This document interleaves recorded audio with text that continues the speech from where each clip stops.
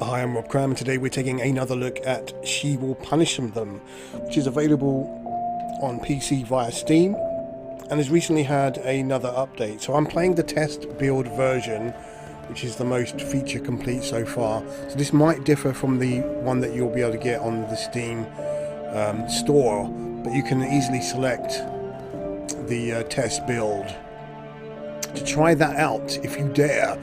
So basically what you've got to overcome in this game is, although you're going to be seeing the scantily clad female character at the start of the game and her companions of the same, the idea is to sort of develop the character by doing runs against various enemies, and then sort of upgrading your character's abilities and armor and weapons. So if I can quickly go around to the tavern, you'll see that you can buy different weapons, you can buy different armors, but they all cost quite a lot of money to purchase. So I've just purchased this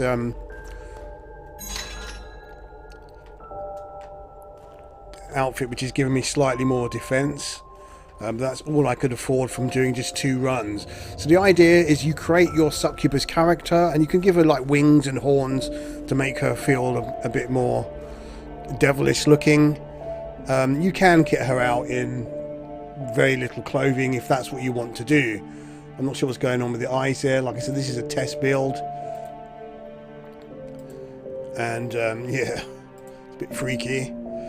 So here's my character. I mean, you've got all these different presets here that you can use to change the look of your character, or you can go deeper and start using some of this stuff here as well, just to give it a personal look. So you can spend hours messing around with that kind of stuff. So this is my preset character. I'm going to leave it at that for now. I've already shown you that in previous versions, so that has remained unchanged. Where they've changed things now is locked off part of the your starting location, and also giving you the ability to pose the character on various inanimate objects like this chair here, for example. And again, as you can see, I can either destroy it or relocate it somewhere else, which is quite cool, but we're not going to get into that. The last feature they've added in this sort of home base is the option to freely pose anywhere now. So you can just pose the character anywhere you like and take your photos and do whatever, if that's really what you want to do. But obviously the game isn't about that. There's actually a competent game here where it's a roguelite.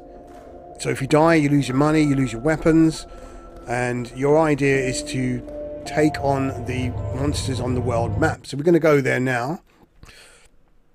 Now there is a bit of a steep difficulty with this, and what happens is there's enemies will try and take back areas that you've captured or defeated already. But what I found is what you really need to do is you need to go for these Horde levels to begin with, to start getting some money behind you, to level up your character, get some skills. We start going for these checkpoints. They're a bit on the tough side, I've discovered, and you're going to end up dying. So let's just go to the skeletal horde. I'll get 400 gold, some crystals, and some random high heals. There's my companion, and I can add 2 more if I've bought those. So let's just go in there. So as I said, the combat is improved a lot. It's still not 100% perfect, and but it's definitely much better than it was when this game first released. And there is a tendency to get stun locked as well, so you've got to really make sure you don't get surrounded by the enemies. And you also be mindful now of that stamina bar. It's a new feature. If you run out of stamina, then obviously you can't attack very effectively. So you've got the option to dodge roll out of the way. I mean, I still think this game needs some lock-on system. That would help greatly. You've got to bear with me as well. I'm using the controller, which doesn't have its Y-axis inverted, unfortunately. Oh, there's a great sword. I will take that once the combat is over. And I've got some skill points as well to add, which is nice. I mean, these enemies aren't particularly that tough to beat, but if you get surrounded, then you're going to be in trouble. I mean, there is a block button. I'm not sure how effective that is. God, he took a big chunk of me there.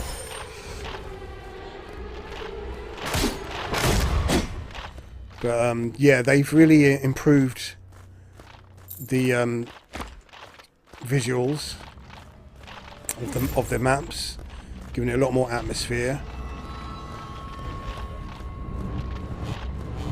And I think the enemy AI definitely is improved a little bit as well. So that greatsword will be interesting as a two-handed weapon to use. You can actually get a shield. Oh, big damage. I need to get out of there.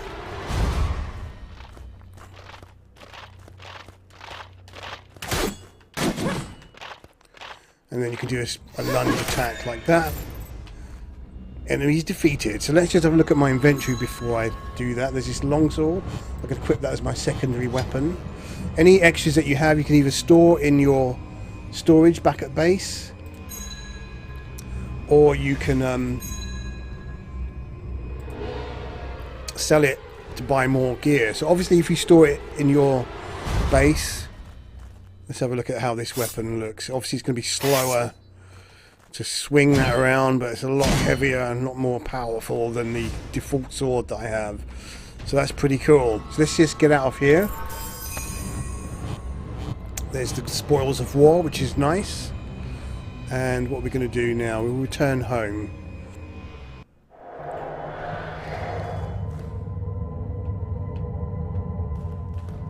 So there you go, you've got to unlock the main hall once you've got enough of these credits to do so. And you use these kind of crystals to buy things like extra lingerie for your character. I mean, there's two sides to this game. I've got to reiterate that.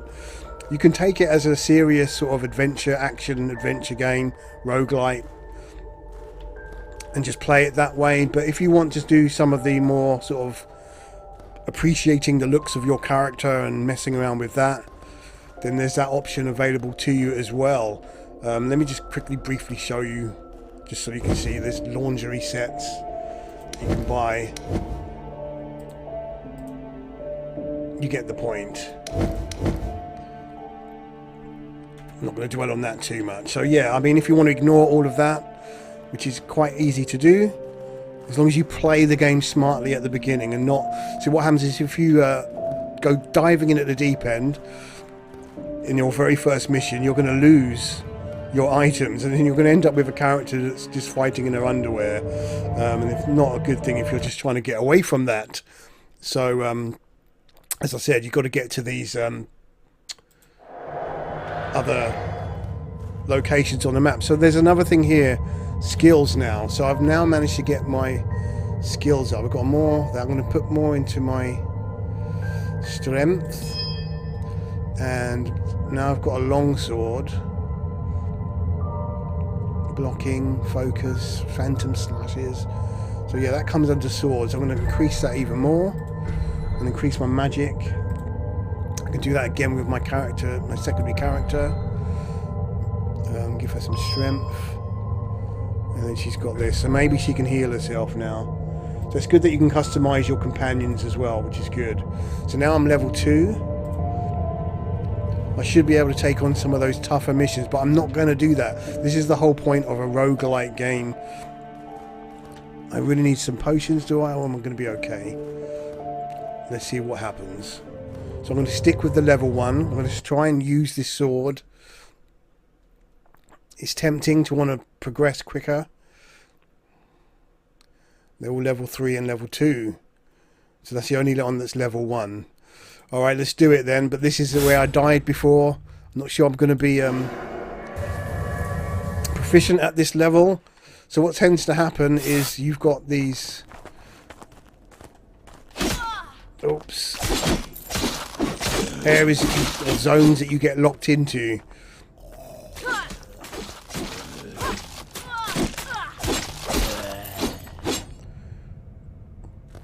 and then you're locked in with the enemies. So here, you're going to get a lot more loot and stuff. This is a checkpoint level. And as you can see, the visuals have improved a lot in terms of atmosphere. So props to them for actually doing that. And the way that you pick up items as well has been massively improved. Before, it was a very fiddly process of holding down a button and then selecting from a menu. At least they fixed that, so that's good.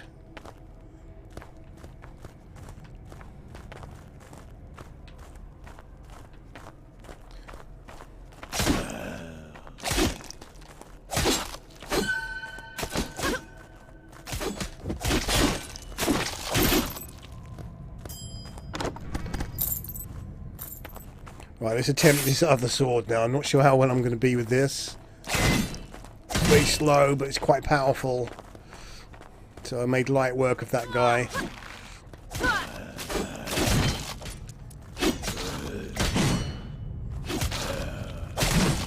Yeah.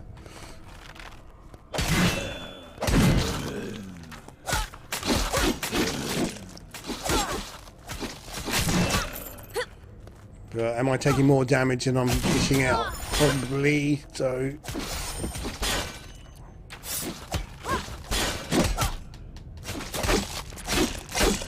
But it's good that you can swap weapons on the fly.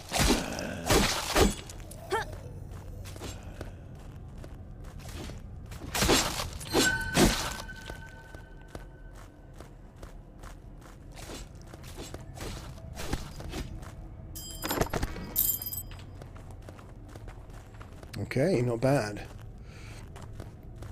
Let's move. I think this is the boss area in here. Yep, there he is. So let's heal up a bit first. Oh no, she's got in there. So get rid of the minions first.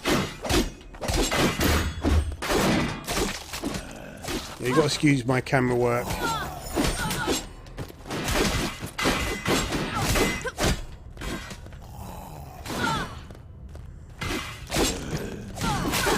Right, there's an option to use this. This is what I should be doing. That's it. Help.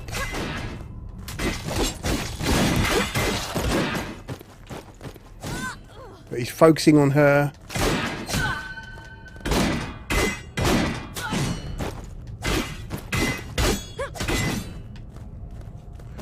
Use my health potion. Sneak up behind this. Get my big sword out. Yeah, excuse me with the camera here. Gosh, you really can't play inverted when it's not inverted, should I say? Should perhaps leave that alone.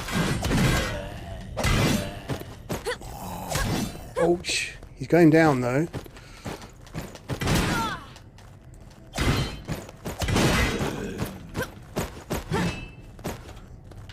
I'm out of health. I think we can do this.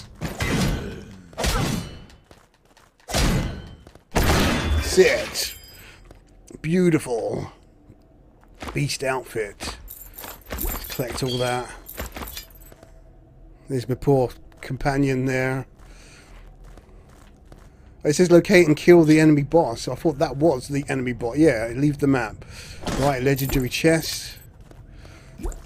So that was actually very much worth doing that, and that has now given me quite a lot of items. Now I can continue exploring this map, or I can go back to base. As you can see, there's quite a lot of chests and breakables to unlock here.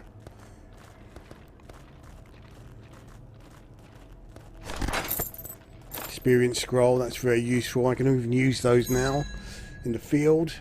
Right, beast, defense 6.5, 7.5, no good. But I might be able to give that to my companion. Yep. I'll have to put that in the chest when we get back. And I've got an experience scroll, I notice. Yep, 200 experience, that's nice to have.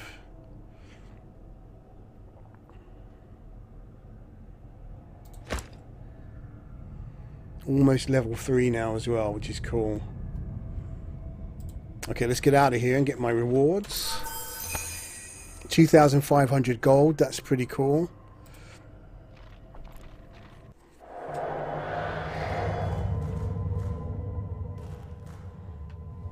Right, I've got 74. I can now unlock the main hall. So let's just do that. See what happens. So here I can now add some items and furniture to this sort of area. There is a way to do that. I'm not sure. There you go, furniture. And then obviously use those crystals and stuff to add these items.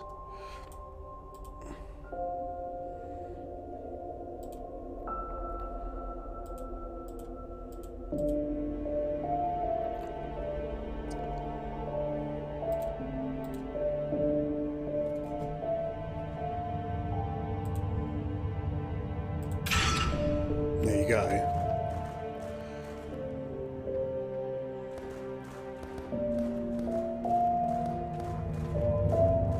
So I've got, what, 3,500 gold, which is not bad.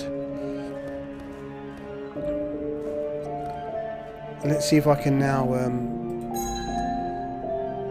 give an item to the companion. Not sure how I would swap that over, to be fair.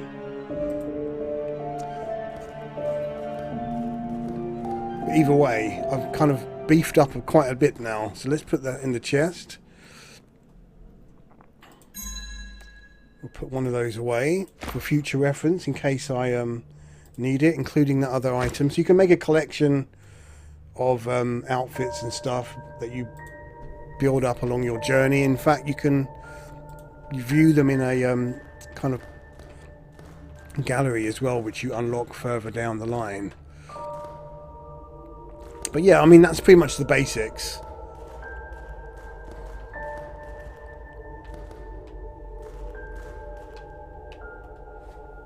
Have I got enough to do that? Yes, I have. Unlock the swimming pool. It's a shame it doesn't give you a free health boost. As you can see there, it's still...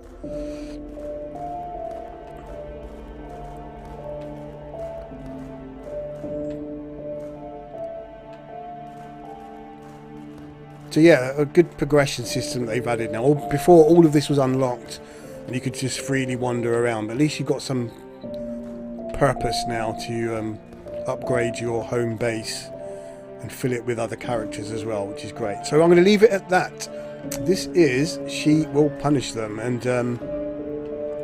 definitely come a long way and is continually getting better. So one to keep an eye on. Okay, I'm Rob Cram. Thanks for watching.